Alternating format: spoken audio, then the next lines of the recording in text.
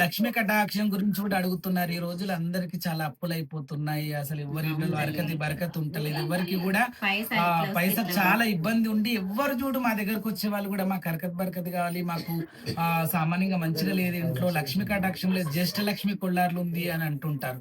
అలా జ్యేష్ఠ లక్ష్మిని నివారణం చేసి అష్టలక్ష్మిని ఇంట్లోకి చేసుకోవాలంటే అష్టలక్ష్మి యంత్రం గాని, ధనాకర్షణ యంత్రం గాని దొరుకుతుంది బజార్‌లో. అవి తెచ్చి బీరువాలో మంచి పంచామృతంతో కడుక్కొని బీరువాలో పెట్టుకోవాలి. అలాగే లవంగాలు. లవంగం అంటే పైనున్నటువంటి శివలింగం లాగున్నది. ఆ యొక్క 5 పంచభూతాల సాక్షి 5 పట్టుకుంటాయి. మీరెప్పుడైనా లవంగాన్ని చూసినప్పుడు ఆ గుండెటి దాన్ని పట్టుకునేటివి చూడండి. మన ఇలా చేయితోని పట్టుకున్నట్టుగానే ఉంటదనమాట పంచభూతాల సాక్షిగా. అలా లవంగాలు కూడా భగవంతుడే.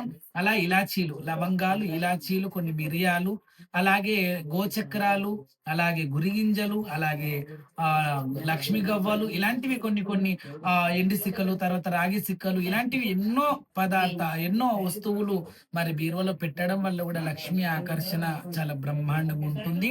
ఇంకోటి ఎప్పుడు పరిశుభ్రంగా పెట్టుకోవాలి. ఒక వస్త్రం ఏసి ఆ వస్త్రం మీదనే బంగారం, ఎండి ఇవన్నీ కూడా వస్తువులు భద్రంగా పెట్టుకోవాలి. ఎప్పటికి కూడా ఒక చిన్న కుబేరుడు అండ్ లక్ష్మి విగ్రహాలు దొరుకుతాయి. ఎప్పుడు మనం లక్ష్మి, కుబేరుని పక్కకు పెట్టము.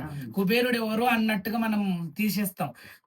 ఎవ్వరి ఇంట్లో అయినా లక్ష్మీ కటాక్షం ఉండాలంటే మన తూర్పు నుంచి అంటే వాయుమూలకెళ్ళి అంటే ఉత్తరం వాయుమూలకెళ్ళి ఈశాన్యం వరకి ఈ ఉత్తరం స్థలంలో మధ్య భాగంలో కుబేరుని స్థలం అంటామనమాట. కుబేరుని స్థలంలో కుబేరుని ఫోటో పెడితే మాత్రం ఖచ్చితంగా లక్ష్మీ కటాక్షం ఉంటుంది. ప్రతి గుమ్మం మీద కూడా లక్ష్మీదేవి ఇంట ఆడవిల్ల కాబట్టి ఎవరైనా పని మీద పోయేటప్పుడు ఎదురు ఆడవిల్ల కావాలంటే భార్య కావచ్చు, బిడ్డ కావచ్చు, ఇంకెవరైనా సరే ఒక ముత్తైద మనిషి గాని, ఒక కన్య గాని ఆడిపడుచు ఎదురైతే శుభం జరుగుతుంది అని పూర్వకాలంలో తల్లిలో, భార్యనో, బిడ్డనో ఎదురొచ్చేవాళ్ళు. ఇప్పుడు ఎవరు వచ్చేవాళ్ళు లేరు. తిడుతూ పంపించే వాళ్ళు చాలా మంది ఉన్నారు.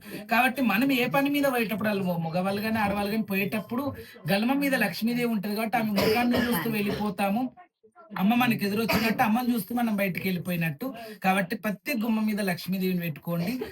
ప్రతి ఒక్కరు కుబేరుని జాగలో మాత్రం అంటే లక్ష్మీ అంటే గంగా జాగ అంటాం, గంగముఖం అంటాం కదా! వాయుమూలకెళ్ళి ఈశాన్యం వరకు ఆ ఉత్తర స్థలములో కుబేరుని ఫోటో పెట్టుకోండి. ఖచ్చితంగా మీకు లక్ష్మీ కటాక్షం ఉంటుంది. ఓం శ్రీ మాత్రే నమః.